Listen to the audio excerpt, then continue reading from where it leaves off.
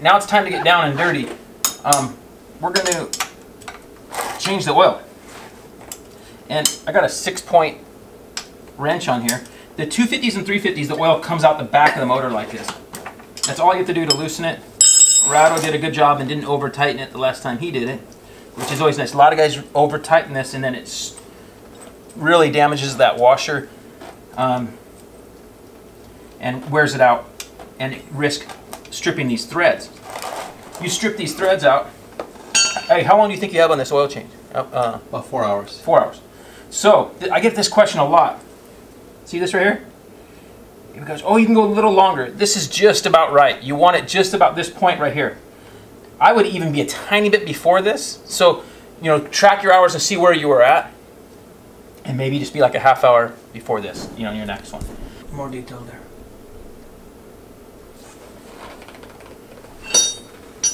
Now, I didn't warm up the bike. Guys go, don't you got to warm up the bike? And I go, now this is one area that Rado, I'm going to teach him a little tip for next time that'll make this a little easier. But this is the screen.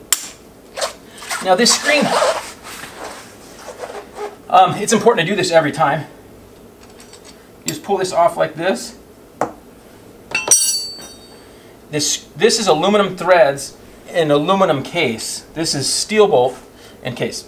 These aluminum threads, they like to gall up and stick there, so I'm always real cautious of those. And so I like to put a decent amount of grease on this. I'll show you that when we put it together. So the screen comes off. I contact clean this off like this. Get any particles and go right to the inside. Flip it around. Okay, we can dry that off. We'll set that right here, or kind of out of the way.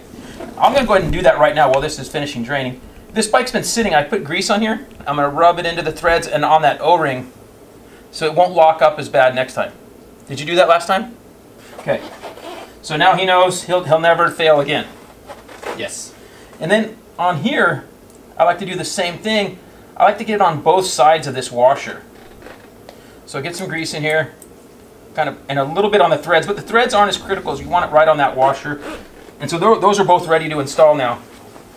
Okay, so at this point, I like to just kind of flush a little bit of the oil out of the engine. And so we'll hold the kill button down, hit the starter button,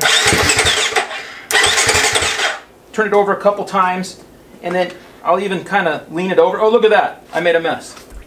Okay, so I spilled a little bit. It's your garage. Okay, so now I had it bucket back there since it might shoot out. So I'll lean it over like this a little bit. And you see we kind of got a lot more to come out just by turning the engine over. Okay, so the oil filter is pretty simple on these bikes. It's just right here. I like to do it after the oil's been draining a while so we don't have as big of a mess. And just get these 2 bolts. This is something I've seen guys strip out in bikes, but I've seen people strip out everything. We kind of see everything. So just want to be careful there. This O-ring in here can leak. This one's in good shape right here, so keep an eye on that. It's a good idea to have a couple of these on hand. I've got 2 or 3 of them here. Because when they go out, they start leaking pretty bad. So you want to just, I don't know. I think I probably do 8 or 10 oil changes, I bet, on one of these, so they last quite a while. And you can see we're running all over the frame here. Do you see my little pliers, Rado? Oh, here, never mind, I got them. They're under my fat roll. That's our joke, under the fat roll. Do you remember that joke? You know what it's from? No. Now, I always like to wipe everything off, and I'll even clean this out a little bit. And then I even squirt contact cleaner in here to help it drain a little bit more.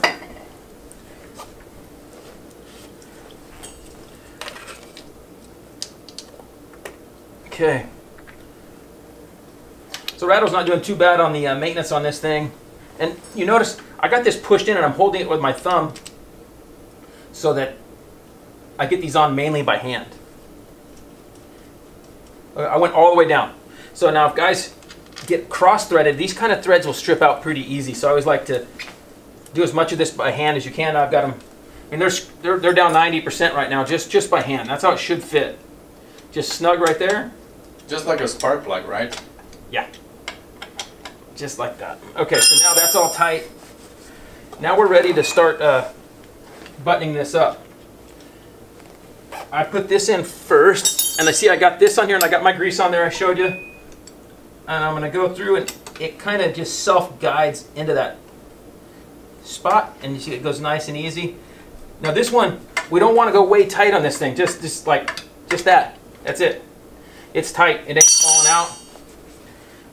And then on this one, this is another one that you want to just do by hand.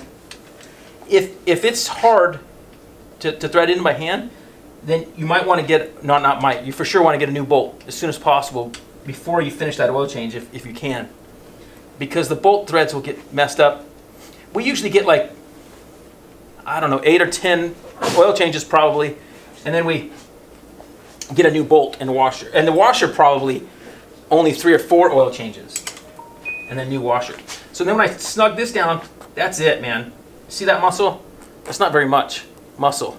So just like that, good and snug.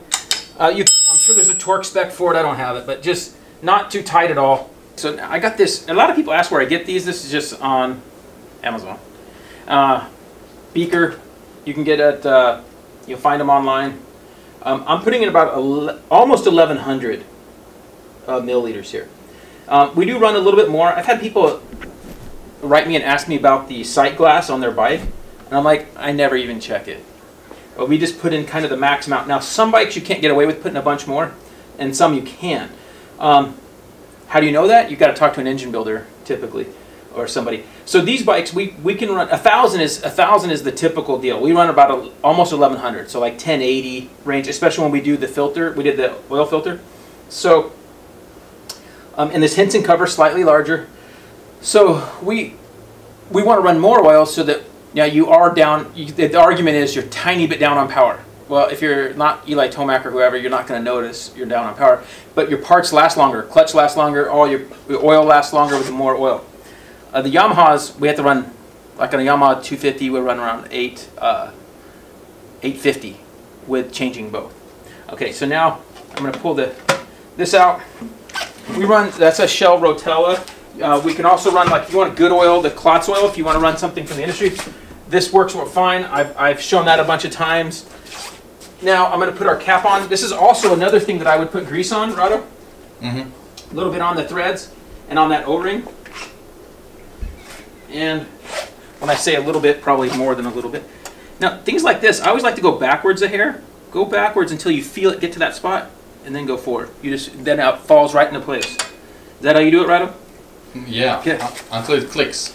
Yeah, so just like that. And then you notice I'm not using this thing's already been boogered up a little bit. You don't want to use a wrench on there like a 12-point wrench.